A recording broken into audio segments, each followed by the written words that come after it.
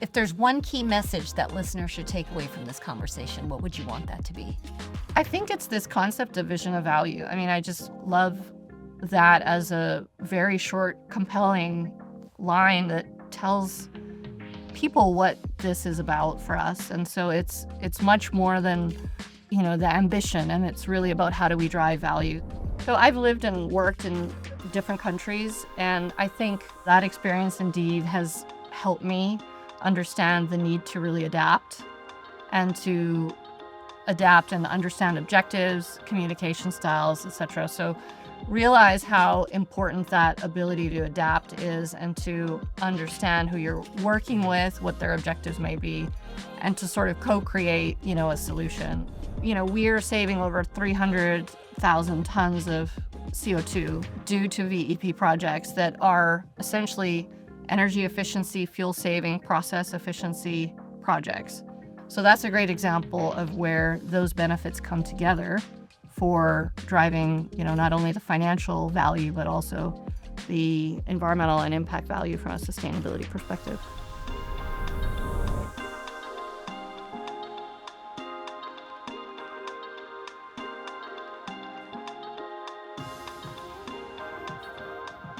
Welcome into the LYB podcast. Our guest today is Andrea Brown, Vice President and Chief Sustainability Officer here at LyondellBasell.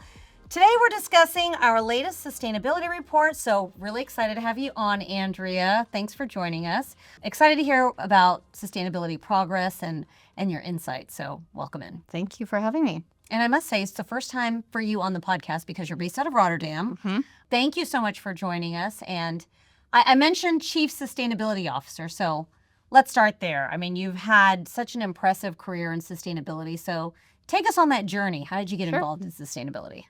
Love to talk about this because I think the journey into sustainability for many people is usually pretty diverse. So I've been working in the sustainability space with business for close to 20 years, which is quite a while. I joined a group called the World Business Council for Sustainable Development, WBCSD. In 2008, I spent 10 years there. It's an organization in Switzerland. And I sort of had my deep experiential learning in that organization for over 10 years, working across all range of sustainability issues, everything from ESG, climate, chemical industry, circularity, SDGs, for, as I said, 10 years working with large companies, global companies.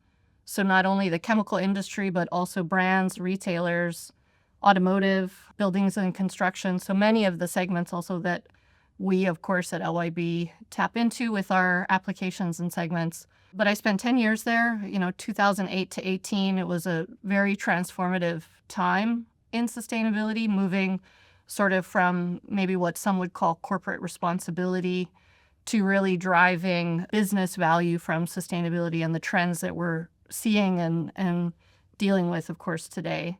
I then pivoted to impact investing, to private equity, where I spent a few years working in the financial sector, investing in circular economy and small companies that were really looking to scale their business models around circularity. And then, of course, joined LYB in late 2019.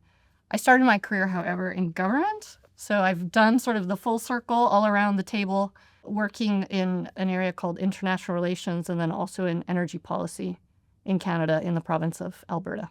A lot of different roles in the sustainability space. So just looking back, I mean, how has working in a global environment and all these different diverse roles, how has that really changed or impacted your approach to sustainability? So I've lived and worked in different countries, and I think that experience indeed has helped me understand the need to really adapt and understand objectives, communication styles, etc. So, when I worked in this organization in Switzerland, very open office environment, a guy sat across from me, he spoke 7 languages absolutely fluently.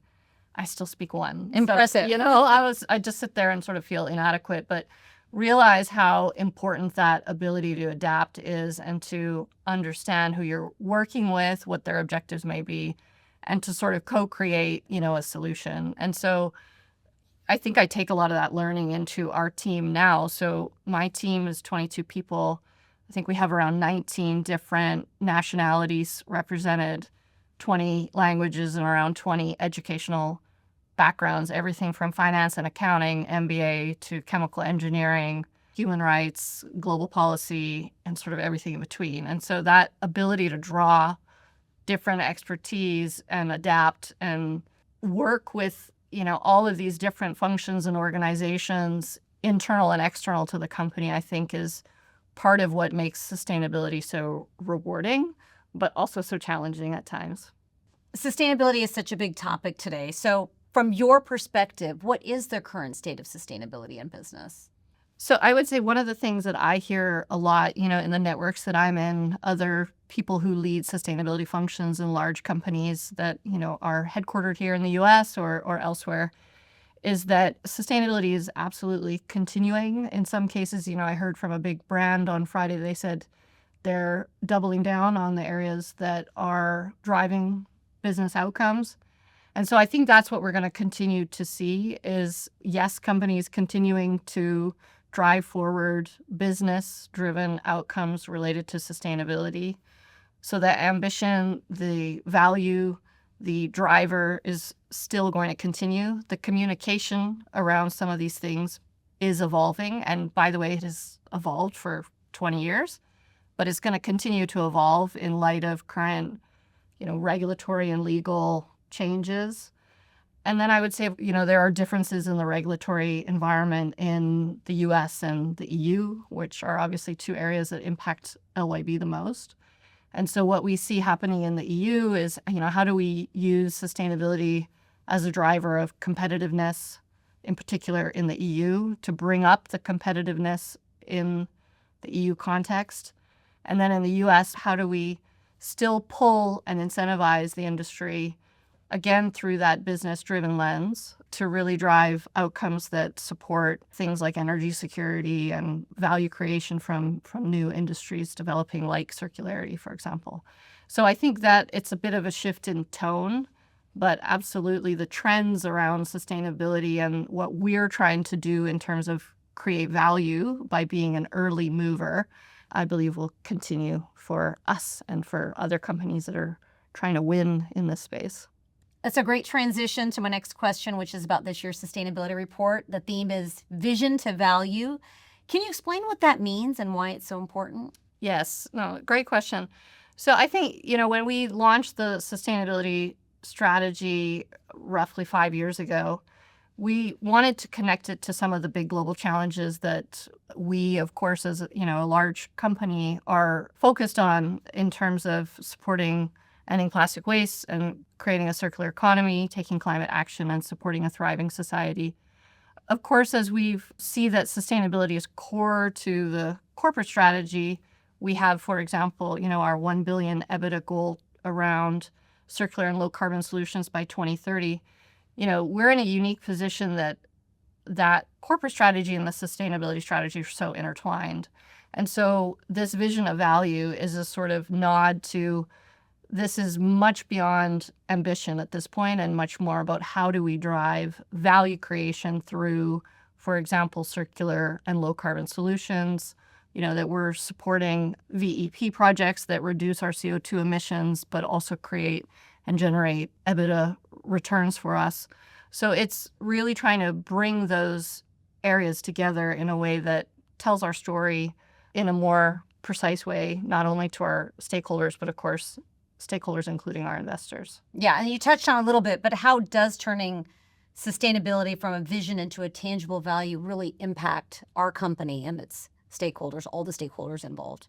In the sustainability space, there's been this framework that's been around for decades at this point, and, people debate it, of course, and it's people, planet, profit. So the idea is that you cannot have a sustainable company. You can be doing all the environmental and social activities, but if those activities are not also driving profit and value for the company, then the business isn't successful. So this kind of concept is really what we are also pushing across the organization when it comes to our sustainability focus.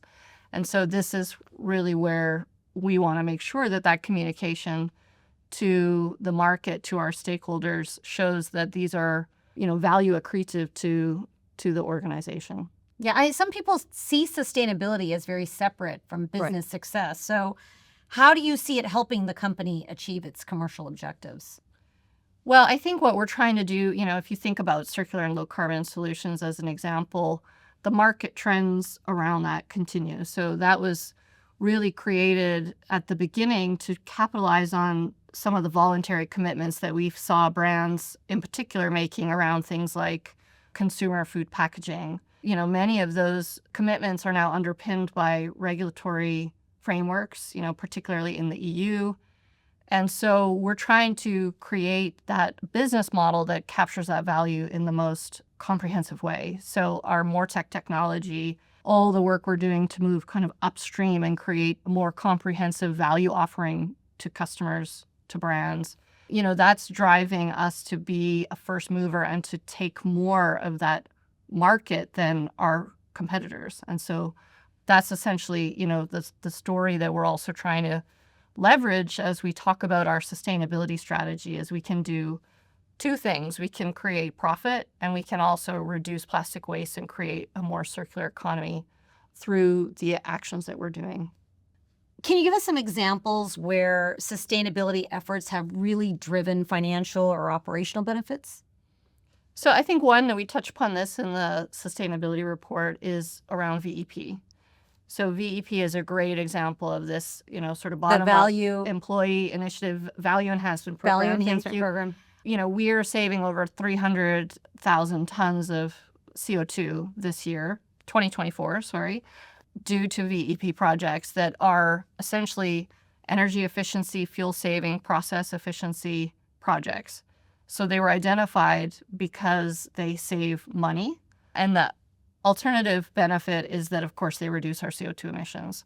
So that's a great example of where those benefits come together for driving, not only the financial value, but also the environmental and impact value from a sustainability perspective. Over the past year, what have been some of the biggest sustainability milestones that the company has achieved? So I think firstly is safety. So we had record safety performance in 2024.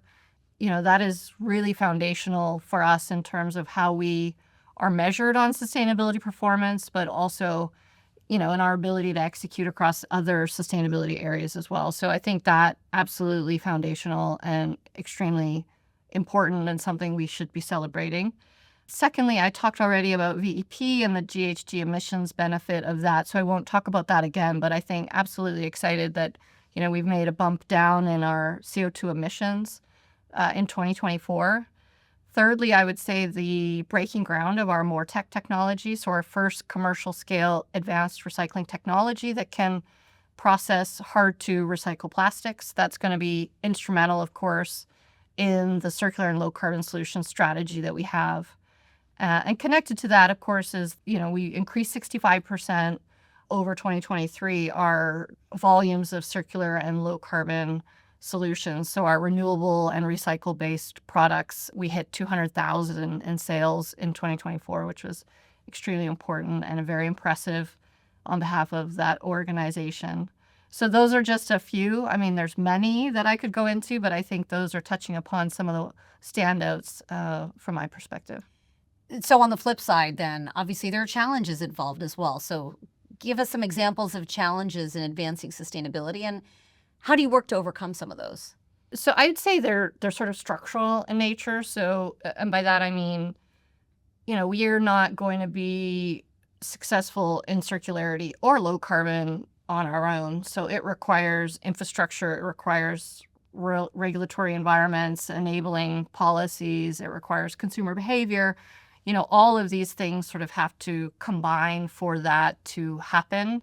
And it's sometimes, a challenge just to tell that story to our stakeholders in a way that helps everybody understand how much of a challenge, this is as we move forward. So I think that is obviously kind of what we're working with, and not as just one function, but of course, many different functions and organizations across LYB, as well as with many partners, and how do we move through some of those challenges. So I would say that is probably the biggest one, is just all the moving parts and how do they come together, and the timing and the pace of all of that is always tricky.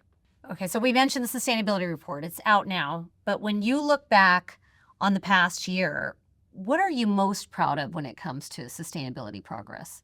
I think the evolution in the company, just in terms of how we think about it.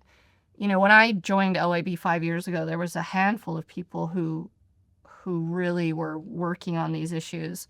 And now I look across the company and, there's a net zero organization, there's sustainable procurement, there's CLCS, there's people in culture, there's just so many people that are really engaged and working on behalf of the whole company to kind of move this forward. And I think that evolution and that support and the vision that we have as a company is honestly exciting to me, but my colleagues and many across the organization. So I think that that's something that we should be honestly really proud of.